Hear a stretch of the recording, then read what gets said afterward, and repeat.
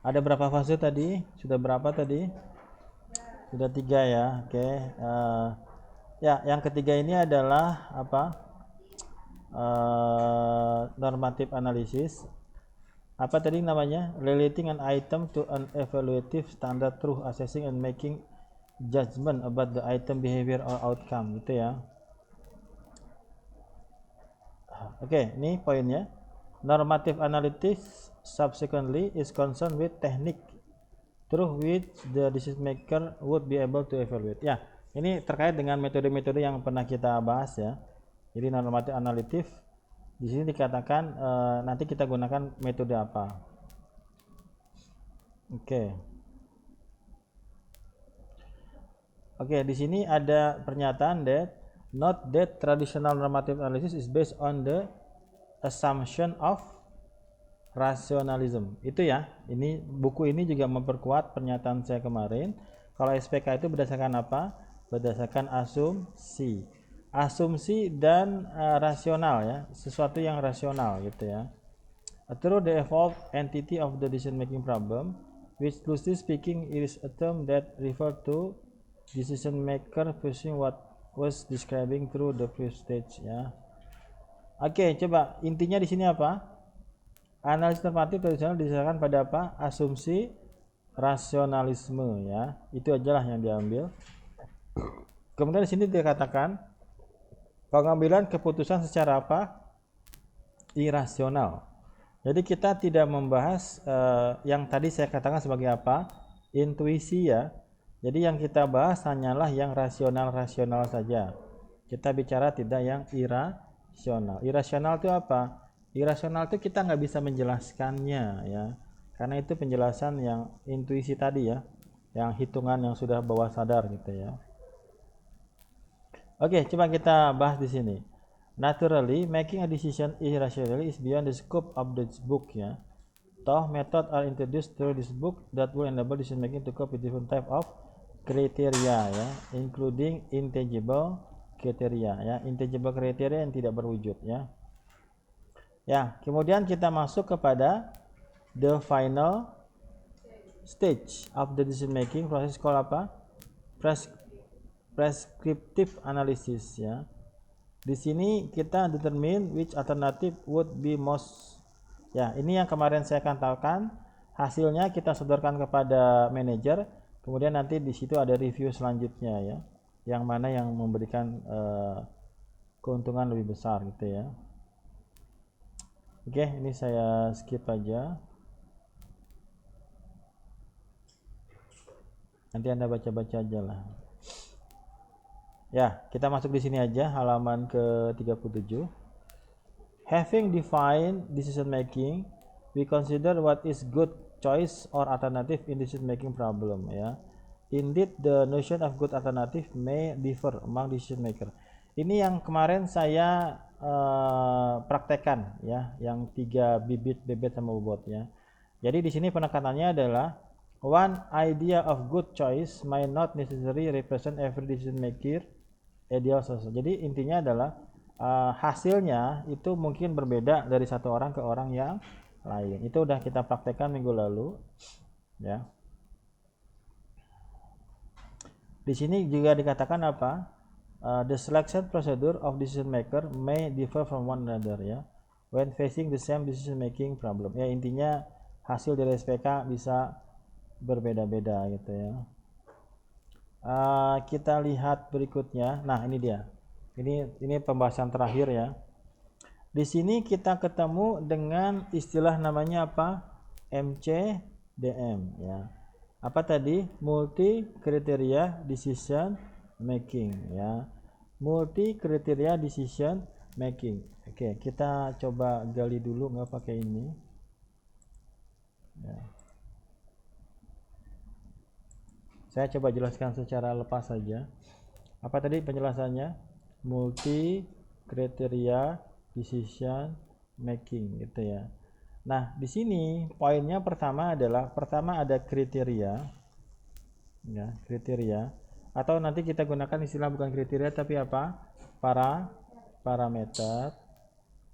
Yang kedua ada konsep namanya apa? Multi kriteria. Apa yang dimaksud dengan multi? Banyak ya. Oke. Jadi konsep ini mudahnya adalah bagaimana ya mengambil keputusan ya berdasarkan banyak parameter atau kriteria ya. Oke. Jadi konsepnya adalah ketika mengambil sebuah keputusan ya. Keputusan nanti kita bicara tadi udah bicara tentang meranking keputusan ya, alternatif ya. Tapi tidak hanya satu kriteria tapi banyak kriteria. Intinya seperti itu. Ya, nanti konsep MCDM ini ada dua jenisnya ya. Jadi kalau MCDM itu apa? Multi Criteria Decision Making. Jadi kalau kita tuliskan apa MCDM?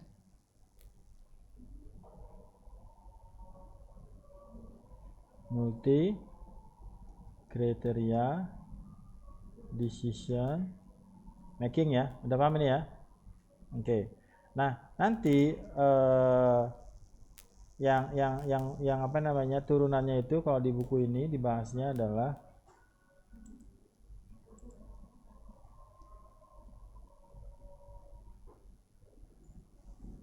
oke. Coba kita lihat dari bukunya aja. Tadi kalau saya sudah ambil ini udah jelas lah. Yang saya kasih merah ya. Apa artinya di situ dikatakan? In technical term, MCDM is a procedure by which the decision maker explicitly evaluate a set of alternative. Nah, ini lebih lengkapnya lah. Kalau tadi saya nggak lengkap. Apa poinnya? Explicitly evaluate a set of alternative. Apa artinya? Secara eksplisit ya, secara langsung. Evaluate itu apa? Mengevaluasi. A set itu apa? Kumpulan ya. Himpunan dari apa? Himpunan dari alternatif. Ini bahasa versi panjangnya lah daripada yang saya jelaskan minggu lalu. Jadi MCDM itu apa? Prosedur by which the decision maker apa katanya? Kalau enggak ini lihat bawahnya aja ya. Apa di mana? MCDM adalah prosedur di mana pembuat keputusan secara eksplisit itu langsung ya, enggak hidden, mengevaluasi satu set alternatif berkaitan dengan tadi saya belum selesai ya, with regard to multiple usually conflicting criteria. Di sini masih menggunakan istilah kriteria. Jadi apa? Kita akan meranking alternatif berdasarkan banyak kriteria yang biasanya ada konfliknya gitu ya. Ada masalahnya. Konflik itu bertolak belakang lah. Ya, itu samalah dengan yang saya sampaikan minggu lalu ya. Poin-poinnya sudah sama gitu ya. Jadi intinya apa? MCDM itu atau SPK itu adalah apa? Meranking alternatif berdasarkan banyak kriteria. Gitu ya, udah selesai. Ya, ini cuma sejarah aja. Although developing and implementing MCDM method are not novel idea. Novel itu apa? Ide yang baru ya. There have been undeniable advance in this field ya. Oke. Nah, sebenarnya ini nanti ada bagian dari mata kuliah manajemen sains. Anda nggak dapat ya. Jadi pendekatannya MCDM atau SPK bagian dari RO atau manajemen sains ya. Oke. Nah, kita masuk kepada pendapat dari Huang and Yun ya. Tahun berapa di sini? Ini terakhir ya. Habis ini kita review jurnal. Di sini tahun 81 ya, Huang sama Yun mereka mengajukan yang namanya apa? Clustering MCDM ya. Jadi dibagi dua tuh MCDM. Yang pertama namanya apa? Multi Objective Decision Making ya. Yang kedua apa? Multi Attribute Decision Making. Nanti kita fokusnya pada yang kedua ya. Yang mana? Multi Attribute Decision Making ya. Seperti itu. Huang dan Yun tahun 81 mengusulkan pengelompokan masalah MCDM berdasarkan sifat solusi yang tersedia ya. Yang pertama adalah MODM, yang kedua apa? MADM. Saya pikir MODM-nya nggak terlalu dibahas ya. Yang akan kita bahas itu adalah yang MADM. Saya skip aja ke sini lah biar cepet. Apa itu MADM? Sebenarnya mirip-mirip sama MCDM ya. Coba kita bahas. MADM apa tadi? MADM multi alternative decision making. MADM problem describe a situation in which the decision maker. Coba kita bahas. Apa artinya di sini? Evaluate a finite number of predefined alternative. Apa artinya? Sama kayak tadi ya. Finite number itu apa? Alternatifnya terhitung gitu ya. Jadi predefined alternatif itu alternatif yang sudah didefinisikan sebelumnya dan jumlahnya terbatas ya. The alternative are known at the beginning of the solution process ya. Alternatifnya sudah didefinisikan dari awal gitu ya. Oke. Ini sebenarnya nanti masuknya ke SAW, TOPSIS ya, SAW ya, AHP gitu ya. Ya, ini coba kita lihat artinya apa di sini.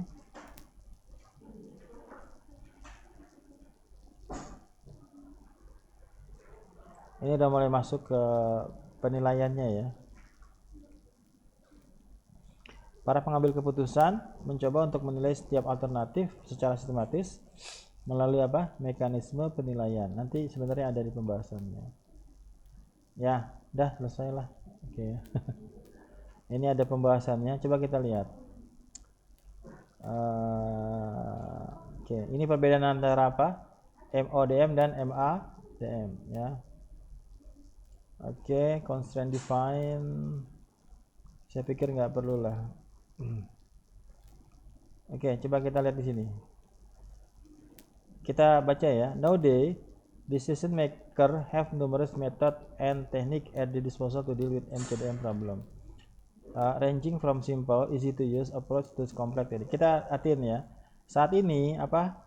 Pengambil keputusan memiliki banyak metode dan teknik yang mereka miliki untuk menangani masalah MCDM. Mulai dari yang sederhana, pendekatan yang mudah digunakan hingga teknik yang kompleks. Nah, ini nanti masuknya kemana? Ke SAW ya, ke TOPSIS ya, ke ANP gitu ya, ke AHP gitu ya, ke elektrik, ke prometi dan lain-lain gitu ya. Nah, ini sudah cukup lah ya. Given the important role of MADM, it is vital for decision maker to know the merit and drawback of MADM methodnya.